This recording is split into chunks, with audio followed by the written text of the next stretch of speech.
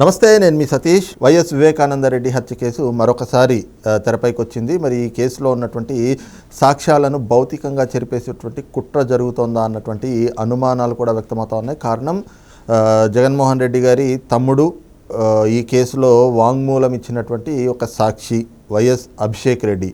మరి ప్రస్తుతం ఆయన ఆరోగ్యం కూడా క్లిష్ట పరిస్థితిలో ఉంది. ఆయన ఏదైతే జగన్మోహన్ రెడ్డి గారికి కోడి కత్తి ట్రీట్మెంట్ తీసుకున్నటువంటి సిటీ న్యూరో హాస్పిటల్లోనే ఆయన చికిత్స పొందుతూ ఉన్నారు. మరి ఇది కూడా ఏమైనా కుట్రపూరితంగా జరుగుతున్నటువంటి ఒక చర్య అన్నటువంటి కొన్ని అనుమానాలు కూడా తెరపైకి వస్తూ ఉన్న నేపథ్యంలో మరొక చర్చ కూడా, అంటే మరి తమ్ముడు ఈ రకంగా ఆరోగ్యం నిలకడగా లేక క్లిష్టమైనటువంటి పరిస్థితుల్లో కొట్టుమిట్టాడుతూ ఉంటే ఆసుపత్రి బెడ్ పైన ఆయన్ని పరామర్శించేందుకు రాని జగన్మోహన్ రెడ్డి గుంటూరు సబ్ జైల్లో ఉన్న ముద్దాయి నందిగాం సురేష్ని మాత్రం పరామర్శించడానికి వెళ్ళడం, ఇది కూడా ప్రస్తుతం ఒక చర్చనీయాంశంగా మారింది ఆంధ్రప్రదేశ్లోని రాజకీయ వర్గాల్లో. మరి ఈ రకమైనటువంటి రాజకీయాన్ని ఎలా చూడాలి, అసలు ప్రస్తుతం వివేకానంద రెడ్డి కేసులో జరుగుతున్నటువంటి అంశం ఏమిటి అనేటువంటిది మనతో విశ్లేషించేందుకు ప్రముఖ రాజకీయ విశ్లేషకులు అంకమరావు గారు ఉన్నారు. సార్ నమస్తే. వైఎస్ అభిషేక్ రెడ్డి మరి వివేకానంద రెడ్డి గారి హత్య కేసులో వాంగ్మూలం ఇచ్చినటువంటి ఒక సాక్షి, మరి ఆయన ఈ రోజున ఆసుపత్రి బెడ్ పైన అనారోగ్యంతో కోమాలో ఉన్నారు. మరి ఆయన్ని పరామర్శించిన జగన్మోహన్ రెడ్డి నందిగాం సురేష్ని పరామర్శించడం ఒక చర్చ అయితే, ఏమిటి అసలు వివేకానంద రెడ్డి గారి కేసులో ఏం జరుగుతోంది, సాక్ష్యాలన్నీ కూడా చెరిపేసే కుట్రలు జరుగుతున్నాయా అన్నటువంటి అనుమానాలు వ్యక్తమవుతున్నాయి. మరి వీటిపైన మీ అబ్జర్వేషన్స్ ఏంటి? నందిగాం సురేష్ని చూశాడు అంటే అరటి తోటలను తగలబెట్టి నానా విధ్వంసం చేసి తెలుగుదేశం పార్టీ కార్యాలయం మీద దాడి చేయించి ఇప్పుడు ప్రకాశం బ్యారేజీని పగలగొట్టే కార్యక్రమంలో పడవలు పంపించిన వ్యక్తి కాబట్టి చూడటానికి వెళ్ళాడు. ఆయన అదుపులో తీసుకున్నారు కాబట్టి ఇప్పుడు కారాగారంలో ఉన్నాడు కాబట్టి చూడటానికి వెళ్ళాడు. ఈయన మీద దాడి జరగలేదు, ఈయన్ని అక్రమ కేసులు బనాయించి లోనా పెట్టలేదు కాబట్టి ఈయన దగ్గరికి ఎందుకు వెళ్తాడు? వైఎస్ వివేకానంద రెడ్డి గారికి సంబంధించి అనుకూలంగా ఉన్న వ్యక్తులందరితోటి ఆయన బాగానే ఉంటున్నాడు. ఆయన హత్యకు సంబంధించిన విషయాల్లో విభేదించిన చెల్లి, విభేదించిన తల్లి, విభేదించినటువంటి వివేకానంద రెడ్డి గారి కుమార్తె దస్తగిరి, అలాగే ఒక ఆయన పాపం పైలోకానికి వెళ్ళాడు. ఆయన వాళ్ళకి బాగా కావాల్సిన వ్యక్తి పైలోకానికి వెళ్ళిపోయాడు ఆయన గంగిరెడ్డి. ఇప్పుడు అభిషేక్ రెడ్డి గారు వ్యతిరేకంగా, అంటే వీళ్ళు అనుకున్న దానికి వీళ్ళు చెప్పమన్న దానికి మిగిలిన చెప్పారు, నేను చెప్పిన వాళ్ళు వ్యతిరేకంగా ఇచ్చారు.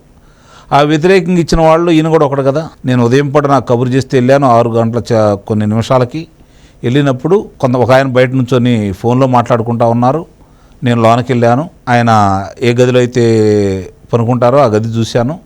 రక్తపు మరకలు ఉన్నాయి, రక్తం కనపడతా ఉంది కింద. అక్కడి నుంచి నేను ఆయన స్థానాల గదికి వెళ్ళాను. అక్కడ చూసుకుంటా ఉంటే అందుట్లో అక్కడ ఆయన పడిపోయి ఉన్నాడు, పోట్లు కనపడతా ఉన్నాయి. అక్కడ మరి రక్తపు వాంతులు అంటున్నారు, హార్ట్ అటాక్ అని చెప్పి దీంట్లో నేను ప్రచారం జరుగుతూ ఉంది. సరే బయటకు వచ్చాను, ఏంది ఇట్లా ఉండి ఈ గాయాలు ఉన్నాయి అని చెప్పని అనుమానం వచ్చింది నాకు. బయటకు వస్తే అక్కడ వాళ్ళు నాతో ఎవరు మాట్లాడట్లేదు, వాళ్ళకై వాళ్ళు మాట్లాడుకుంటున్నారు. అక్కడ కూడా రక్తపు వాంతులని గుండెపోటు అని చెప్పనే మాట్లాడుకుంటా ఉన్నారు. నాకు కొంచెం ఆశ్చర్యం వేసింది. నా గురించి ఎవరు నన్ను మాట్లాడట్లేదు, పలకరించట్లేదు, నేను ఉన్నానే విషయాన్ని పట్టించుకోలేదు. సరే నేను ఇంటికి వచ్చేసాను అని చెప్పానే కదా ఆయన ఇచ్చింది సిబిఐ వాళ్ళకి. అలా కాకుండా వాళ్ళు ఏదైతే చెప్పారో అదే విధంగా చెప్పినట్టయితే ఈరోజు ఆయన గురించి చూసేవాళ్ళు, పరామర్శ ఉండేది. లేదంటే వాళ్ళ ముఖ్య అనుచరులాగా వాళ్ళ యొక్క దోపిడీల్లో ఈయనకి వాటా పంపించే వ్యక్తులు ఎవరైనా ఉంటే వాళ్ళు ఈ పరిస్థితిలో ఉంటే వీళ్ళు చూసి వచ్చేవాళ్ళు. ఇప్పుడు ఆయన కావాల్సిందేంటి, పోని ఏదైనా దాడిలో వాళ్ళు చేసినా కూడా ఈయన ఏదైనా ఇబ్బంది జరుగుతూ ఉంటే తెలుగుదేశం పార్టీ వాళ్ళు చేశారని చెప్పుకోవడానికి వచ్చేవాడు. అయ్యేమీ లేవు కాబట్టి పాపం ఆ అబ్బాయి దగ్గరికి ఎందుకు వస్తాడు?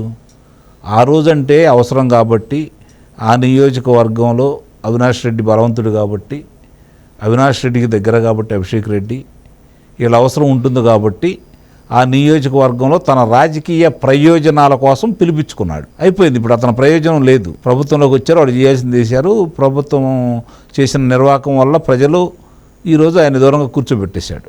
అయినా సరే ఇతను అవసరం అతను లేదు కాబట్టి వెళ్ళడు. అది అవినాష్ రెడ్డికి అభిషేక్ రెడ్డికి ఉన్నటువంటి వ్యత్యాసం. వాళ్ళిద్దరికీ జగన్ రెడ్డి గారికి వాళ్ళ మీద ఉన్నటువంటి అభిప్రాయానికి నిదర్శనం. వైఎస్ వివేకానంద రెడ్డి గారి హత్యలో ప్రధాన సూత్రధారి వైఎస్ అవినాష్ రెడ్డి, భాస్కర్ రెడ్డి గారు అని చెప్పని స్వయంగా వివేకానంద రెడ్డి గారి కుమార్తె షర్మిల గారు బల్లగుద్ది చెప్తా ఉన్నారు. కాబట్టి వాళ్ళని కాపాడటం కోసం ఈయన ఎంత దూరమైనా వెళ్తాడు. నాకు తెలిసినంతవరకు భారతదేశ చరిత్రలో సిబిఐ వాళ్ళు ఒక నిందితుడిని లేదా ఒక అనుమానితుడిని అదుపులో తీసుకోవాలని వచ్చి 3 రోజులు కాలయాపన చేసిన తర్వాత కూడా స్థానిక పోలీసులు సహకరించినందువల్ల వెనక్కి తిరిగి వెళ్ళిన సందర్భం నీకు తెలిసి ఏమన్నా ఉందా? నాకు తెలిసి అయితే లేదు. నీకంటే పెద్దవాడినే నేను. నాకు తెలిసి అయితే లేదు. మరి అలా వాళ్ళని కాపాడుతున్న వ్యక్తి ఆపదలో ఉన్న ఈరోజు స్పృహ లేకుండా పడి ఉన్నటువంటి అభిషేక్ రెడ్డి గారిని పరామర్శించడానికి సరే జగన్మోహన్ రెడ్డి గారంటే ఆయన ఏదో చేస్తూ ఉన్నాడు, భారతిరెడ్డి గారు కూడా రాలేదని చెప్తున్నారు కదా. అంటే ఎందువల్ల ఇది ఎందుకు జరుగుతుంది ఎట్లా? దీన్ని బట్టి జగన్మోహన్ రెడ్డి గారు ఏంటి, జగన్మోహన్ రెడ్డి గారి పరిపాలన ఉంటే ఏ విధంగా ఉంటారు, లేదంటే ఆయన ప్రజలతో ఏ విధంగా ఉంటాడు, బంధువులతో ఏ విధంగా ఉంటాడు, స్నేహితులతో ఏ విధంగా ఉంటాడంటే దీన్ని బట్టి అర్థమైపోయింది కదా. అంటే ఒక దశలో మనం చూస్తే మొన్నటి ఎన్నికలకి ముందర మొన్న జరిగినటువంటి సార్వత్రిక ఎన్నికలకి ముందర మనం చూసినట్లయితే సిబిఐ గనక వివేకానంద రెడ్డి గారి హత్య కేసులో అవినాష్ రెడ్డిని అరెస్టు చేస్తే మరి అప్పటికప్పుడు కడప ఎంపీ స్థానానికి ఇదే అభిషేక్ రెడ్డిని పోటీలో పెట్టాలి అన్నటువంటి ఆలోచన కూడా చేసినట్లుగా ఒక ప్రచారం అయితే నడిచింది.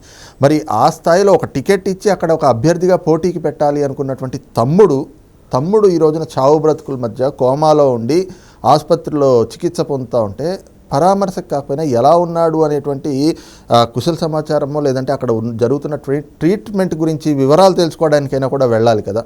మరి ఆ వెళ్ళకపోవడాన్ని ఎలా చూడాలి? అంటే ఇందాక మీరు ప్రారంభంలోనే చెప్పారు కదా, సాక్షులందరూ కనుమరుగైపోతాను అన్నారని, భౌతికంగా లేకుండా పోతున్నారని. దీన్ని కూడా కొంచెం ఆలోచించుకోవాల్సిన పరిస్థితి, అది కూడా కొంచెం గట్టిగా చర్చించాల్సిన విషయం కూడా అది కూడా. దీని తోడు ఇప్పుడు మీరు చెప్పినట్టు ఆ రోజు అవినాష్ రెడ్డి గారిని కనుక అదుపులో తీసుకుంటే తదుపరి ఎవరు అనే ఉద్దేశంతో ఆయన పేరు తీసుకురావడం కూడా జరిగింది.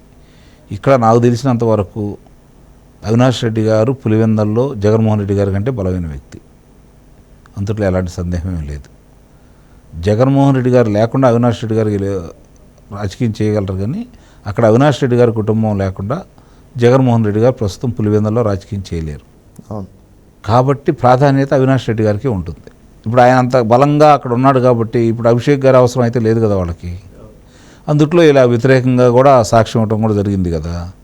కాబట్టి దీన్ని బట్టి మనకెందుకులే అతను అవసరం మనకేముంది, మన అవసరం అతనికి ఎందుకు కలగజేయాలి అనే ఉద్దేశంతో ప్రస్తుతానికి అక్కడికి వెళ్ళలేదని అయితే నేను భావిస్తున్నాను. రైట్, ఇది చూస్తున్నాం కదా. జరుగుతున్నటువంటి పరిణామాలు చూస్తుంటే మాత్రం నిజంగానే వివేకానంద రెడ్డి గారి హత్య కేసులో సాక్షులను భౌతికంగా లేకుండా చేసేటువంటి కుట్ర జరుగుతోందన్నటువంటి అనుమానమే బలపడతా ఉంది. మరి ఈ క్రమంలోనే జగన్మోహన్ రెడ్డి తన అవసరాల కోసం ఎవరినైనా కూడా వాడుకుంటాడు. మరి ఆయన వ్యక్తిత్వం ఏమిటి, ఆయన వ్యవహార శైలి ఏమిటి అనేటువంటిది సొంత తమ్ముడు అభిషేక్ రెడ్డి మరి ఈ రోజున ఆ స్థితిలో ఆసుపత్రి బెడ్ పైన చికిత్స పొందుతూ ఉంటే పరామర్శకు వెళ్ళినటువంటి వైనాన్ని చూస్తేనే అది స్పష్టమవుతా ఉంది అన్నటువంటి భావాన్ని కూడా ప్రముఖ రాజకీయ విశ్లేషకులు అంకమరావు గారు వ్యక్తం చేస్తూ ఉన్నారు. Thank you.